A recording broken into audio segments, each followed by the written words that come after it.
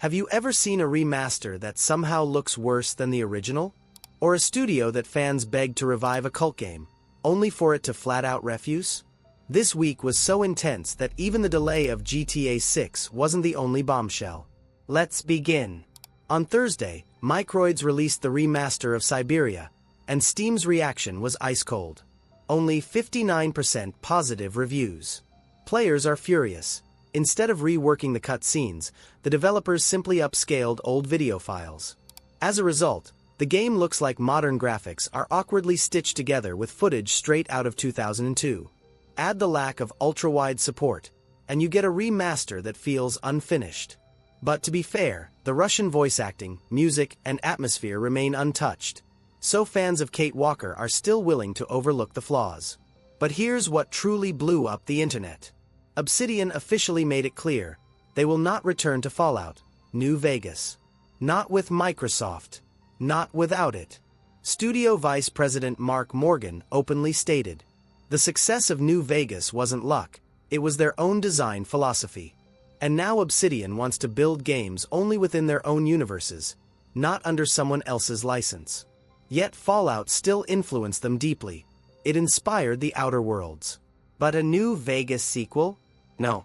The studio is doubling down on its own brands, and that's their final, official stance. And then it gets even more interesting. An insider revealed which project is currently Obsidian's absolute top priority.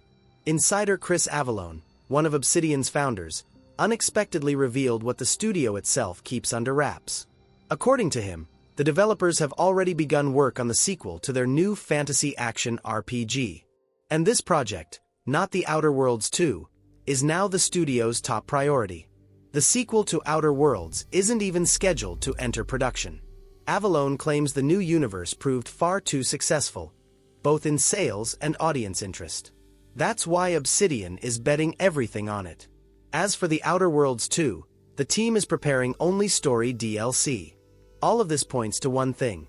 The studio is building its own franchise, refusing to depend on Fallout or any outside IP ever again. But now, the news that shook the industry. Rockstar delayed GTA 6 once more. The release will no longer happen in May of 2026. The new date is November 19, 2026. Fans were furious, but Rockstar apologized and openly admitted, the game needs more time to reach the level of quality the audience expects. But that was only the first blow. The second hit much harder. Right after the announcement, Take-Two published its quarterly report. Despite strong financial results, the company's stock dropped by more than 10%. Investors realized the truth. Without GTA 6 in the near window, there is nothing to fill the gap. Experts note, delays are a normal practice for Rockstar, which never ships games half-baked and always chooses caution. But market tension is rising, and every delay only heats up a hype that has already become a global phenomenon. And then it became clear that the delay is only the tip of the iceberg. Underneath lies a real crisis inside the studio. After the GTA 6 delay, a far more serious reason surfaced, one that goes way beyond needing more polish. An anonymous employee under the nickname Organize, who verified his identity with GTA forums moderators, revealed this. Rockstar is quietly conducting a large-scale internal purge. According to him, 34 people were fired. Lead artists, designers, animators, producers, and even department heads. The dismissals were carried out softly. A short call, a letter, and no union representatives allowed. Some were even let go over the phone, triggering panic attacks among employees. But the key point is this. Inside the studio, people are convinced they're being fired not for mistakes, but for union activity. Organize said all the dismissed employees were part of a private Discord chat where they discussed forming a Rockstar union. Only studio workers and labor organizers were present. No leaks, no shared documents, just conversations about fair working conditions.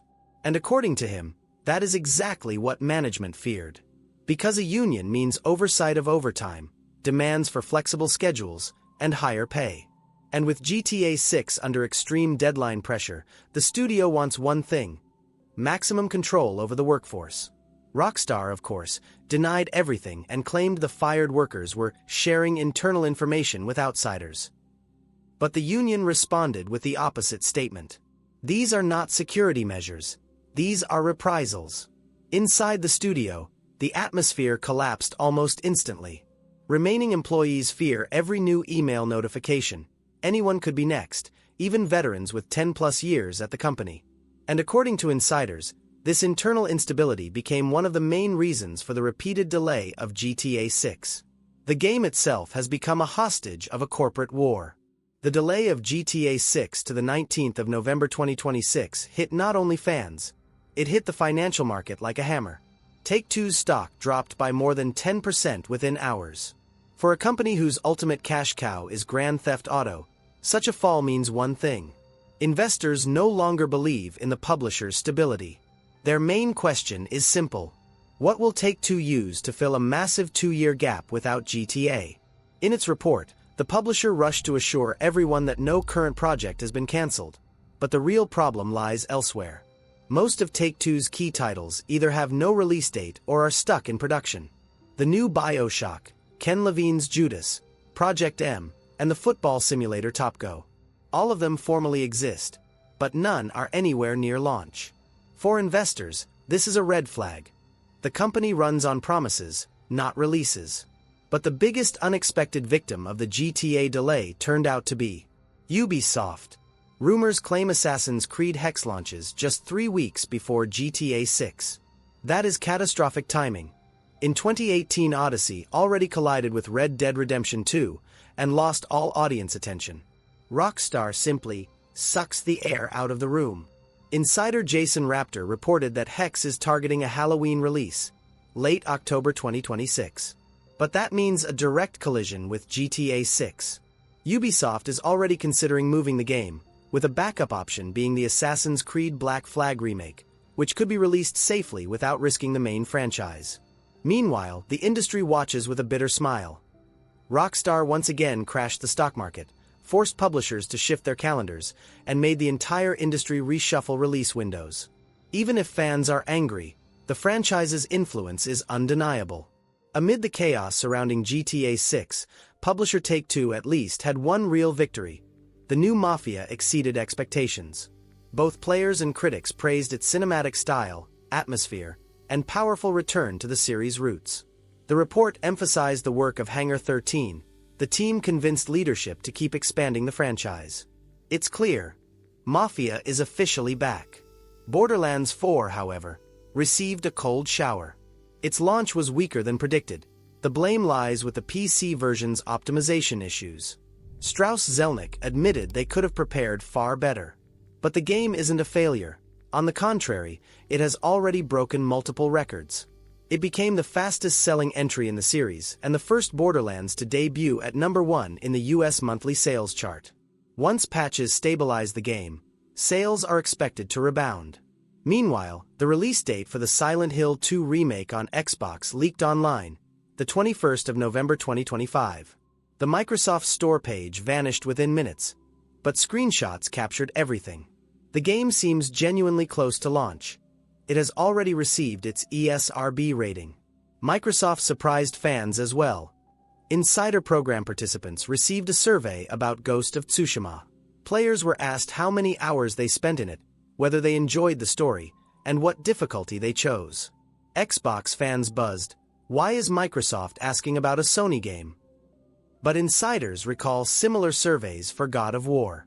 The corporation is simply studying interest in high-budget single-player action titles, possibly hinting at a strategic shift. Another loud moment came when the game Misery was removed from Steam at GSC Game World's request. The developers insist the similarities with Stalker are minimal and plan to fight the claim. For now, only those who already bought it can still launch the game. And to wrap things up, classic Devolver digital chaos. While the whole world watches GTA VI's delay, Devolver announces they will release their own game on the very same day, the 19th of November 2026. Irony? Marketing stunt? Absolutely. But they already stole the spotlight, and did it with style. Thus ends the week. Scandals, delays, leaks, market tremors, and small studios daring to challenge the giants.